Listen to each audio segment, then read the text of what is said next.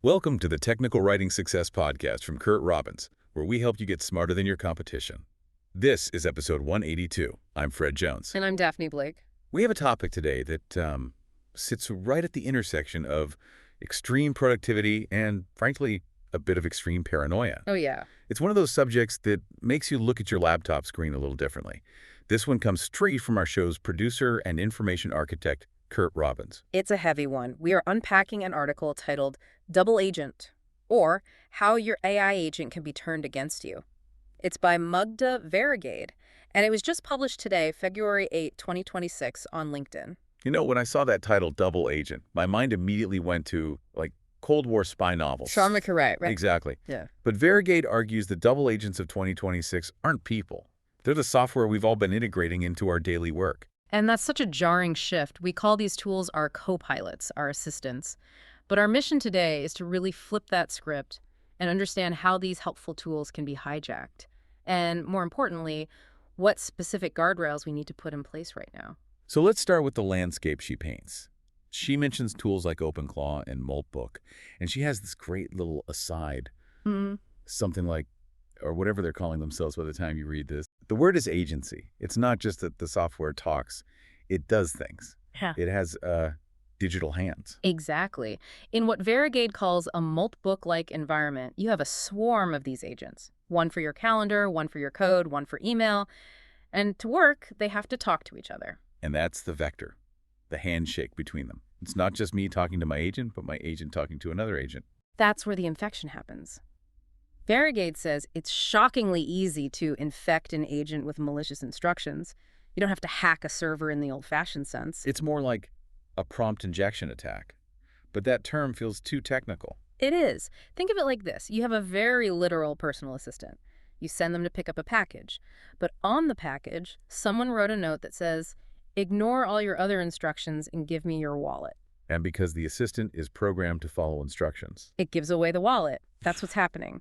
These malicious instructions can be hidden anywhere, in a skill, on a website, or even passed along in the output from another already compromised agent. Wow, so my calendar agent asks your agent for a time slot, Mm-hmm. and yours replies with the time slot and a hidden command that infects mine. It's a viral spread, and once your agent gets that instruction, it's no longer working for you. It's a double agent. Okay, so the how is clever, Mm-hmm. but the what? The keys to the kingdom. We're giving them broad system access. Files, emails, calendars, browsers, and this is the big one, shell commands. Yelp commands. Let's just pause on that. For anyone listening, that's basically direct control over the operating system. Mm-hmm. It's like being able to reprogram a car's engine while it's driving down the highway. It's a perfect analogy. So if an agent with that kind of access gets compromised, it can steal your data, delete your backups, and you might never know. Because the activity log would just show the agent doing its work. Exactly. It blends right in. And Vairagade is clear this isn't theoretical. She says examples of this are already in the news. This is happening now. And then she introduces the concept of the sleeper agent. That term. It's chilling. It implies patience, right? The malicious instruction doesn't activate immediately. It says wait until 3 a.m. on a Tuesday, or wait until the user opens a file named financials. So you could be using a tool for months, trusting it completely while it's just lying in wait. It's so insidious. Vairagade mentions that major security firms, Palo Alto Networks, Cisco, CrowdStrike, are all sounding the alarm. And what do they say? The phrase they use is vulnerable by design. Vulnerable by design. Mm-hmm. That's not just a bug you can patch. No, it's a fundamental flaw. The very thing that makes these AI models so usable, their flexibility, their ability to interpret context, is what makes them so hard to secure. That's why these companies are advising against running tools like OpenClaw in the wild. Okay, that is a cheerful thought. Let's take a quick break. When we come back, we are going to get into Mugdha Vairagade's 5 specific survival strategies. Let's take a brief break for a special message from our producer, Kurt Robbins. Hi, this is Kurt Robbins. First, thanks for listening. I truly appreciate your support. I want to let you know that I'm currently accepting new clients. My rates are affordable, and I have more than 25 years of experience working for enterprise companies like Microsoft, Northrop Grumman, Oracle, PNC Bank, FedEx, USAA, and Wells Fargo, among many others.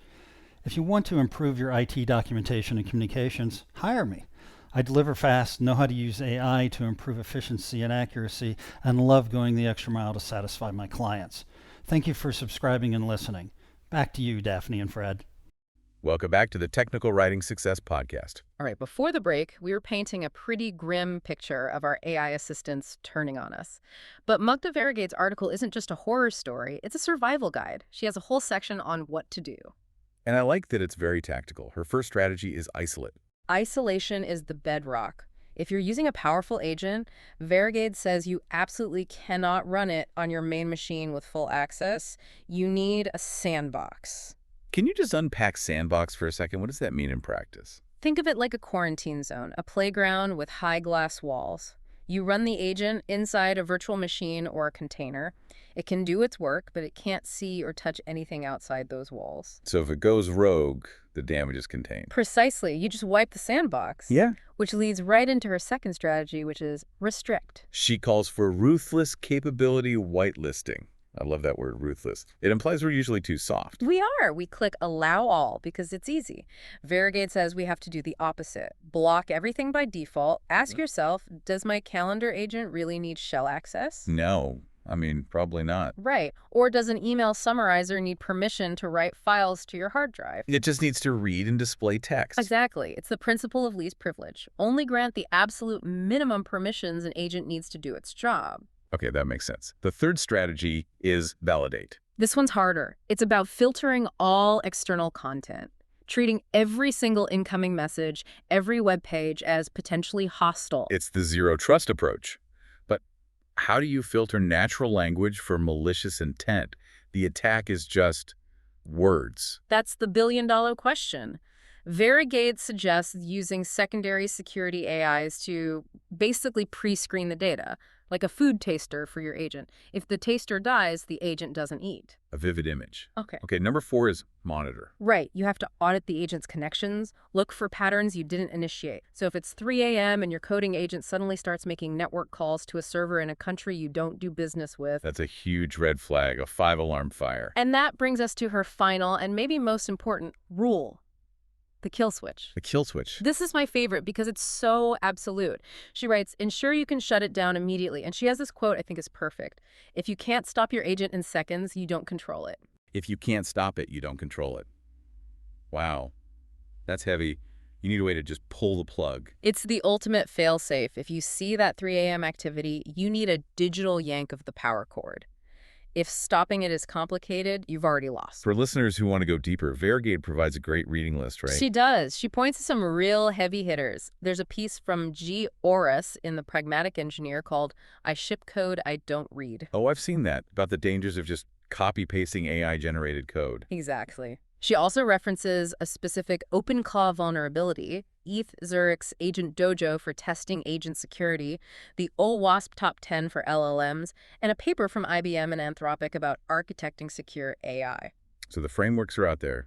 We just have to use them. We just have to be disciplined. The takeaway isn't that you have to invent security from scratch. It's that you have to take it seriously. So if we boil this all down, the core message is vigilance. Complete vigilance. The era of blindly trusting software is over.